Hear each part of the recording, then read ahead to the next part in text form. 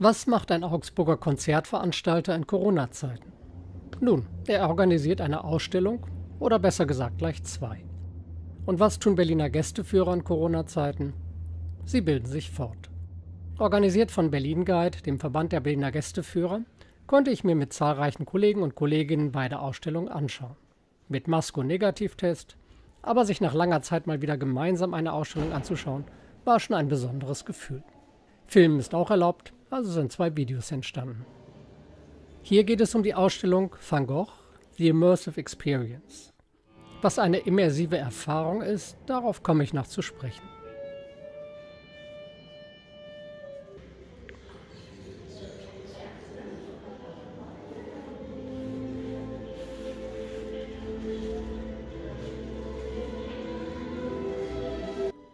Dieses Video soll Eindrücke der Ausstellung vermitteln, sodass jeder anschließend für sich entscheiden kann, ob es etwas für sie oder ihn ist. Die Ausstellung wird es in Berlin noch bis zum 1. August und dann auch in anderen Städten geben.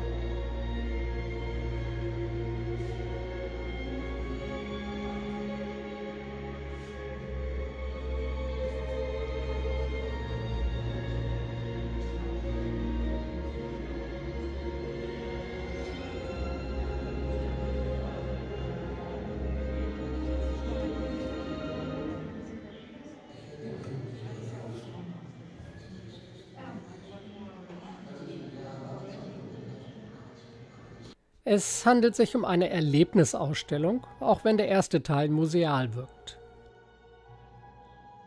Vermittelt werden zunächst Van Gogh Grundkenntnisse, Zeitleisten und Erklärtafeln geben, wie in den klassischen Museen, Einblicke in Leben und Schaffen des niederländischen Künstlers. Ab und an filme ich diese mit, wer nachlesen möchte, kann das Video jeweils kurz stoppen.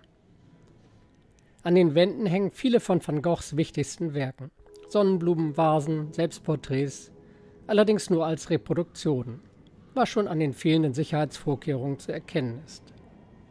Daneben gibt es Videos und dreidimensional dargestellte Bilder.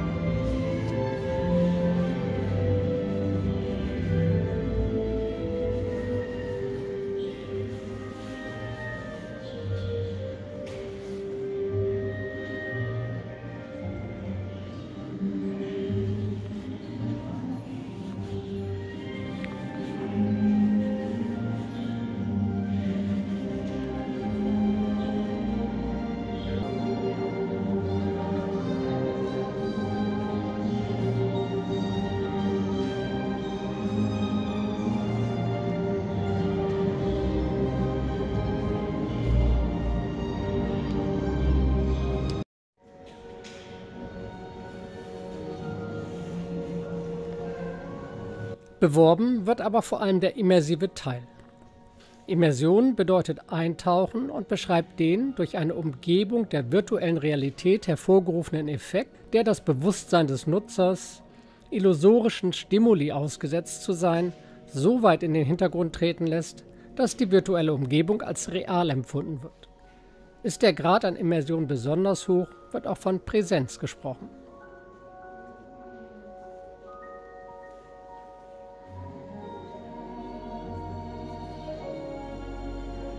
Soweit die Definition.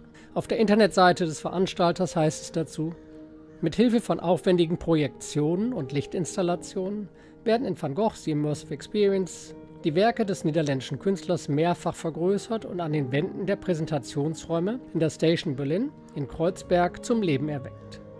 Möglich macht das innovative 3D-Mapping-System, welches die Inhalte sowohl auf glatten Flächen als auch auf dreidimensionalen Objekten darstellt.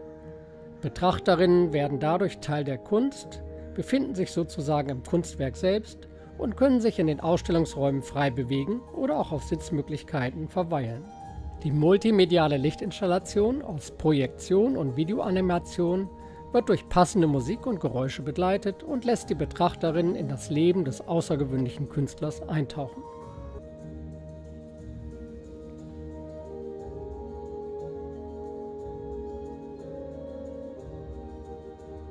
Immersive Ausstellungen sind bereits seit einigen Jahren ein Trend. Das Monopol-Magazin schreibt dazu: An den intimen, impressionistischen Gemälden von Vincent van Gogh führt dieses Jahr kein Weg vorbei. Weltweit rechnen Veranstalter mit Millionen von Besuchern, die aus der Corona-Isolation herausstolpern und sich als erstes in einem immersiven Van Gogh-Experience einigeln. Das gilt vor allem in den USA, wo solche Ausstellungen an 16 Orte kommen und schon für Monate im Voraus ausverkauft sind. Auch in deutschen Städten wie München und Berlin eröffnen Ableger der gleichen Ausstellungen bei erster Gelegenheit. Immersion basiert zwar auf moderner Licht- und Videotechnik, steht jedoch im starken Kontrast zu den digital vermittelten Kunsterfahrungen der vergangenen Monate. Der Körper muss vor Ort sein. Er taucht in meterhohe Projektionen von Van Goghs Arbeiten ein, für die man sich die Freiheit genommen hat, sie zu rasanten Videos zu animieren. Sternenhimmel und Sonnenblumen überspannen dann nicht bloß freistehende Wände, dreidimensionale Objekte und die Decke, sie bedecken wie ein Tuch auch den Boden, die dort sitzenden Träume und rennenden Kinder.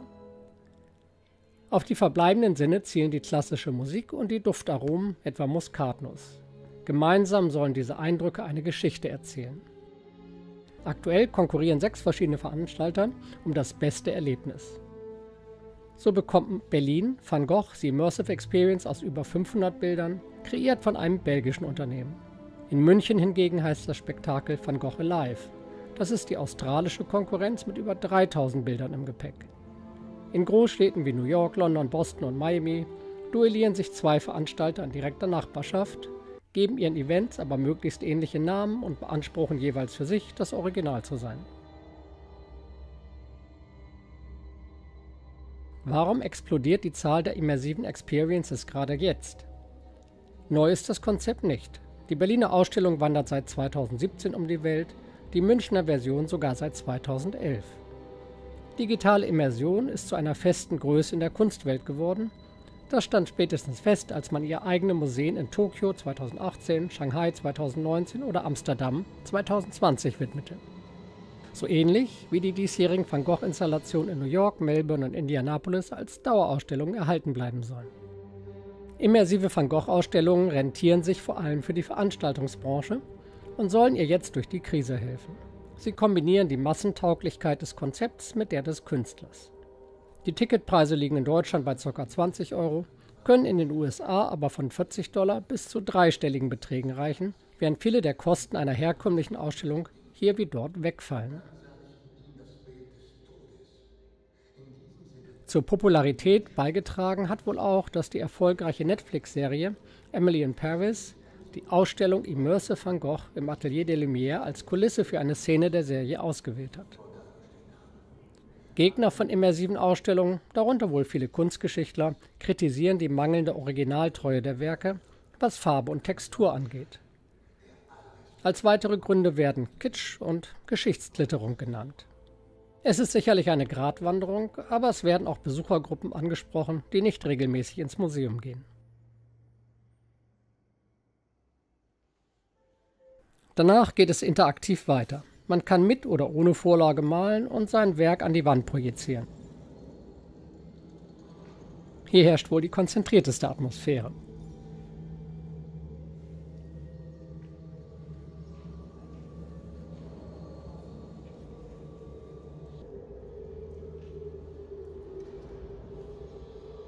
Was ich in diesem Video leider nicht wiedergeben kann, ist die intensivste Erfahrung dieser Ausstellung, das Eintauchen in eine virtuelle Welt.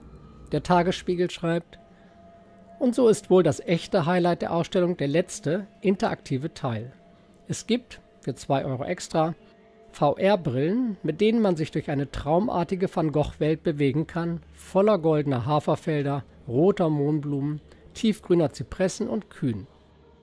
Hier ist alles so leuchtend bunt und laut, so hyperreal, dass es sich zwischendrin wirklich anfühlt, als sei man Berlin für einen kurzen Moment entkommen. Während des 360-Grad-Films ist man tatsächlich in einer anderen Welt gefangen. Ich habe mich dabei hingestellt und musste immer mal wieder nach meinem Stuhl tasten, um die Orientierung im wirklichen Raum nicht zu verlieren. Allen, die die Ausstellung besuchen wollen, empfehle ich, diese Erfahrung auf jeden Fall mit einzuplanen.